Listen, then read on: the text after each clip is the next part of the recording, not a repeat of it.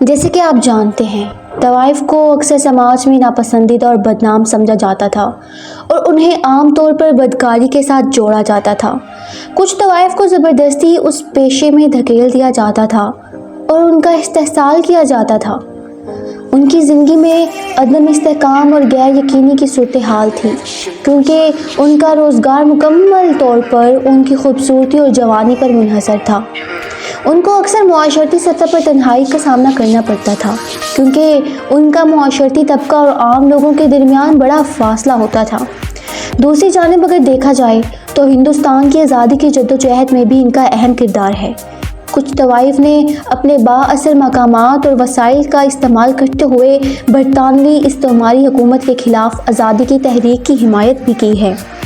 انہوں نے آزادی کے متوالوں کو مالی امداد فراہم کی اور کبھی کبھار جاسوس کے طور پر بھی کام کیا۔ اہم برطانوی اہلکاروں تک رسائی حاصل کر کے معلومات اکٹھی کی۔ ان کی محنت اور ان کے کرداروں کا ثبوت شامل ہے، جو ان کے ثقافتی اور فنکارانہ شراکت سے بھی آگے بڑھ کر ہیں۔ شاہی محلہ، جہاں سے طوائف کی شروعات ہوئی، 15ویں اور 16ویں صدیوں میں مغل سلطنت کے دور میں قائم کی گئی تھی۔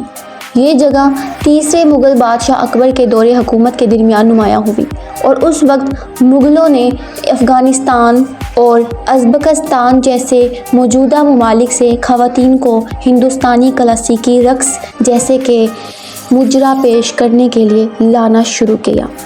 لاہور قلعہ کے جنوب میں ایک علاقے کو شاہی دربار اور بادشاہ کے خادم اور ملازمین کے لیے رہائشی محلہ کے طور پر ترقی دی گئی۔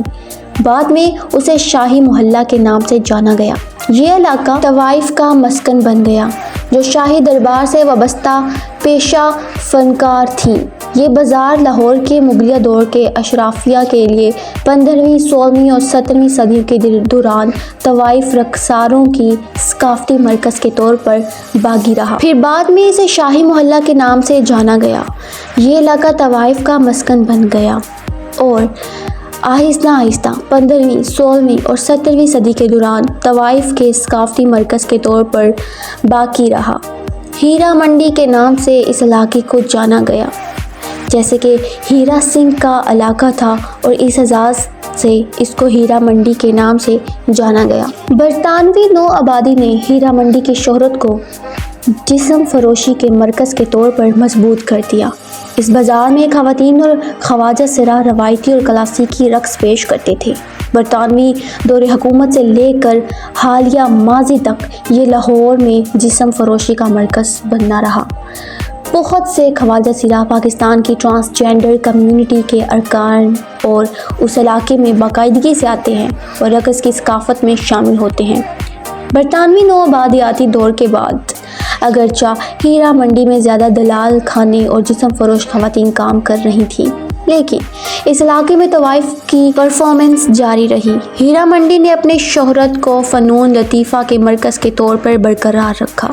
طوائف کی سرپرست اب بادشاہ اور امرا نہیں بلکہ شہر کے دولت مند افراد کرتے تھے۔ اسی وقت ہیرا منڈی کو بازار حسن کا لقب ملا۔ انڈیا اور پاکستان کی تقسیم کے بعد ہیرا منڈی کی نوجوان اور پرکشش طوائف پاکستانی فلم سازوں کی پہلی پسند بن گئی۔ پھر آہستہ آہستہ ہیرا منڈی کی لڑکیوں نے لالی ووڈ انڈسٹری میں شمولیت اختیار کی اور بہت شہرت اور دولت حاصل کی۔ کچھ انتہائی ماہر طوائف ابتدائی پاکستانی فلموں میں بھی کام کر چکی ہیں۔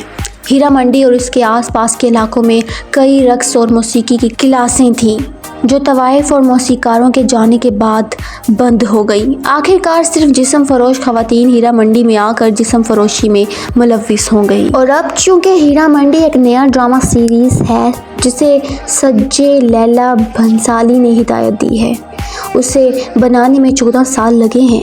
یہ سیریز 1920 کی دہائی میں سیٹ کی گئی تھی اور ہیرا منڈی میں رہنے والی خواتین کی زندگیوں پر مبنی ہے، جو جانچ گرلز اور ان کی کمیونٹی کی دنیا ہے۔